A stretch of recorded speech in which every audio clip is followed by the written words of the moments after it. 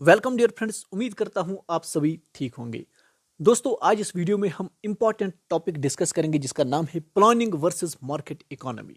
बहुत ही important topic है, आपके सिलेबस में भी है ये। तो ये जो टॉपिक है हम इस बुक के हिसाब से ये डिस्कस करेंगे।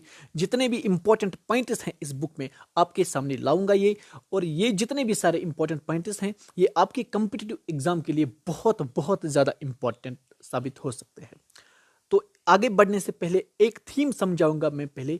ये जो प्लानिंग इकोनॉमी होती है, प्लानिंग वर्सेस मार्केट इकोनॉमी जो होती है, ये एक्चुअली है क्या। 1 मिनट लगेगा बस। दोस्तों, इकोनॉमी को अगर हम ब्रॉडली डिवाइड करेंगे ना तो दो तरह की इकोनॉमी सामने आती है। एक वो इकोनॉमी होती है जो प्लानड इकोनॉमी होती है, प्लानिंग इकोनॉमी वटेवर। दूसरी होती है मार्केट इकोनॉमी। दो तरह की इकोनॉमी, एक प्लानिंग, दूसरी होती है मार्केट इकोनॉमी। अब ये जो प्लानड इकोनॉमी होती है ना दोस्तों, ये उस इकोनॉमी को कहते हैं जहां पर एक सेंट्रल एजेंसी होती है, सेंट्रल अथॉरिटी होती है, जो भी आप नाम दे। ओके, सेंट्रल, ये जो सेंट्रल एजेंसी होती है ना, ये कंट्री का हर चीज डिसाइड करता है।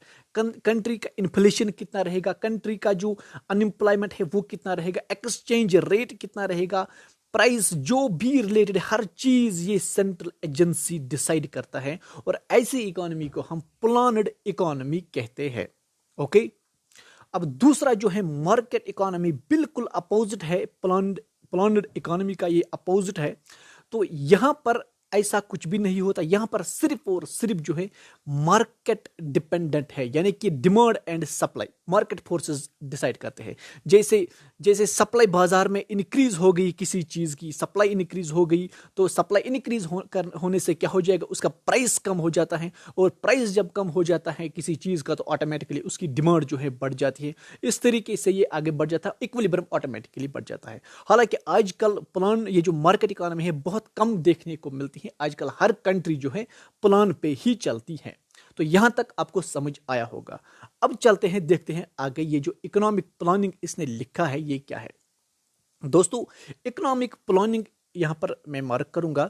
इकोनॉमिक प्लानिंग दोस्तों कुछ भी नहीं है, ये एक वे है कि हम किस तरीके से अपने जो रिसोर्स हैं वो यूटिलाइज करें, बेहतरीन तरीके से यूटिलाइज करें, ताकि जो उसका जो रिजल्ट है वो हमें सबसे ज्यादा पहुंचे। ओके, मैक्सिमम फायदा पहुंचे, उसे कहते हैं प्लानिंग। ओके, ये कुछ खास नहीं है। अब थोड़ा सा नीचे चलते हैं दोस्तों। यहां पर है वेरियस टाइप्स ऑफ प्लान, जो कि बहुत ही ज्यादा इंपॉर्टेंट है। सबसे पहला जो है वो है इंपरेटिव प्लानिंग। प्लानिंग के टाइप्स हैं, टाइप्स में सबसे पहला जो है वो है इंपरेटिव प्लानिंग। अब इंपरेटिव प्लानिंग क्या है, ये सेम है। यहां पर एक वन अथॉरिटी होती है, सेंट्रल अथॉरिटी होती है कंट्री में। ओके, ये डिसाइड करती है हर चीज कंट्री के लिए। ये जो इंपरेटिव प्लानिंग होती है ना, ये सोशलिस्टिक कंट्रीज में होती है। ओके, आजकल तो प्योर सोशलिस्ट कंट्री आपको देखने को नहीं मिलेगी, लेकिन कुछ बहुत ज्यादा कंसेप्ट जैसे कि चाइना में देखने को मिलेगा, क्यूबा में देखने को मिलेगा, नॉर्थ कोरिया में देखने को मिलेगा। वहां पर आपको सोशलिस्टिक इकोनॉमी की जो प्रिंसिपल से देखने को मिलेंगे। ओके, वहां पर क्या होता है, सेंट्रल अथॉरिटी हर चीज जो है वहां पर डिसाइड करती है क्या क्या चीज, मतलब क्या कंट्री में होना चाहिए, वो हर चीज जो है सेंट्रल अथॉरिटी तय करती है। ओके, और उसके बाद जो है इंपॉर्टेंट कंसेप्ट है यहां पर इंडिकेटिव प्लानिंग। इंडिकेटिव प्लानिंग को आल्सो इंड्यूसमेंट प्लानिंग भी कहते हैं। ये फ्लेक्सिबल इन नेचर होती है। यहां पर क्या है, प्राइवेट सेक्टर जो है ना, बाकी जो सेक्टर्स है उनको भी यहां पर थोड़ा थोड़ा रोल देखने को मिलते हैं। जैसे कि इस तरह की प्लानिंग जो है मिक्सड इकोनॉमी में देखने को मिलती है, जैसे कि इंडिया में भी ऐसी प्लानिंग होती है। तो ये टर्म्स आपको याद रखनी चाहिए। उसके बाद इंपॉर्टेंट कंसेप्ट है यहां पर पर्सपेक्टिव प्लानिंग, बहुत ही इंपॉर्टेंट है। अब ये जो पर्सपेक्टिव प्लानिंग है, ये लॉन्ग टर्म प्लानिंग को हम पर्सपेक्टिव प्लानिंग करें। ऐसे प्लानिंग जो 15-20 साल के लिए होते हैं, और ये जो प्लानिंग होते हैं 15-20 साल का प्लानिंग होता है। हम कंट्री जहन में रखती हैं कि हमें फॉर एग्जांपल 2040 में जो है हमारा जीडीपी फॉर एग्जांपल 10 ट्रिलियन होना चाहिए। तो इसको अचीव करने के लिए हम छोटे छोटे प्लान्स को, जो 5 ईयर प्लान्स होते हैं, एनुअल प्लान्स होते हैं, उनका इस्तेमाल करते हैं ताकि हम ये जो बड़ा प्लान है इस तक पहुंच जाए। ओके, जैसे कि नीति आयोग ने भी ये अडॉप्ट कर लिया है perspective planning, long term vision जिसे कहते हैं। ओके, ये इंपॉर्टेंट है। और उसके बाद जो है फिक्स्ड प्लान।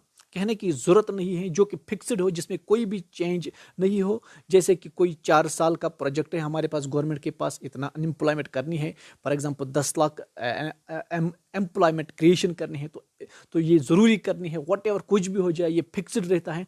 तो इस तरीके के जो टारगेट्स होते हैं गवर्नमेंट के पास फिक्स्ड, तो उनके पास जो हमारा पैसा जाता है वो फिक्स्ड रहता है। तो ऐसे प्लान्स को हम फिक्स्ड प्लान्स कहते हैं। ये चीज़ें नाम से ही समझ आते हैं। उसके बाद है दोस्तों यहाँ पर डिसेंट्रलाइज्ड प्लानिंग।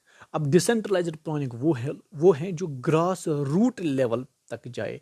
जैसे कि इसमें जो है स्मॉलेस्ट जो डिसेंट्रलाइज्ड यूनिट है, जैसे विलेज लेवल तक ये जाती है, वहाँ से भी पार्टिसिपेशन होती है ऐसी प्लानिंग में। जैसे कि आजकल आपको देखने को मिलेगी कि विलेज में भी बहुत सारे वो वहाँ पर डेवलपमेंट हो जाती है। विलेज के जो लोकल्स होते हैं वो भी वहाँ पर छोटे छोटे काम वाम करते हैं। तो ऐसी प्लानिंग को डिसेंट्रलाइज्ड प्लानिंग कहते हैं, जहाँ पर सेंटर से लेके सीधे स्टेट, फिर वो नीचे नीचे जाके पैसे बांट जाते हैं, फिर वो डायरेक्टली उसका जो बेनिफिट है हर एक तक पहुंच जाता।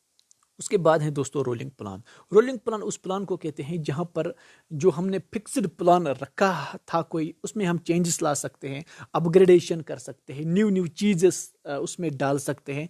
ऐसे प्लान्स को हम रोलिंग प्लान कहते हैं। ओके, जहां पर कोई भी हमने प्लान 4 साल के लिए रखा है, तो उन 4 साल में उस प्लान के अंदर हम चेंजेस कर सकते हैं, उसको हम रोलिंग प्लान कहते हैं। अब इट वाज इंट्रोड्यूस्ड, यहाँ पर आप देख सकते, it was introduced by Janata government in 1978 for the period 1978 से लेकर 1983 तक। उसके बाद लास्ट में ये जो है कोर प्लान है। कोर प्लान का मकसद ही यही है कि जो भी प्रायोरिटी सेक्टर्स होते हैं उन तक मैक्सिमम फायदा पहुंचे। ये सेंट्रल गवर्नमेंट की जिम्मेवारी बन जाती है कि वो जितने भी सारे प्रायोरिटी सेक्टर्स होते हैं, जो कमज़ोर सेक्टर्स होते हैं, जैसे कि एग्रीकल्चर तक फंड पहुंचाना, उसमें डेवलपमेंट होती है या नहीं होती है, उन चीज़ों को हम कोर प्लानिंग के साथ जोड़ते हैं। बाकी यहाँ पर लिखा है, आप आराम से पढ़ सकते हैं। उसके बाद है दोस्तों इंपॉर्टेंट है evolution of Indian economic planning है, बहुत ही ज़्यादा इंपॉर्टेंट है। यहाँ पर आप देख सकते हो 1934 में ये एम विश्वेश्वरैया जो प्लान है इंपॉर्टेंट है। इसका मेन मकसद इसका मेन जो मकसद था वो था कि shifting from agriculture to industrialization. Okay, ये इंडस्ट्रियलाइजेशन पे ज़्यादा फोकस देता था, ये आपको याद होना चाहिए। उसके बाद 1934 में FICCI प्रपोजल आया। इसका मेन मकसद था टू एंड लेजिस्फेयर। ओके, ये बोलता था लेजिस्फेयर को ही खत्म करो। उसके बाद आ गया 1938 में कांग्रेस प्लान इंपॉर्टेंट है, 98 इंपॉर्टेंट है। उसके बाद यहाँ पर 1944 में बम्बई प्लान आपको याद होना चाहिए। बम्बई प्लान का मकसद क्या था? Aimed at agricultural restructuring. इसका मेन मकसद था एग्रीकल्चर में रिवोल्यूशन लाए, रिस्ट्रक्चरिंग लाए बाय एबॉलिशन। जमींदारी वगैरह जो भी इल्स होते हैं उनको एबॉलिश करना इसका मेन मकसद था। किसका? बम्बई प्लान को।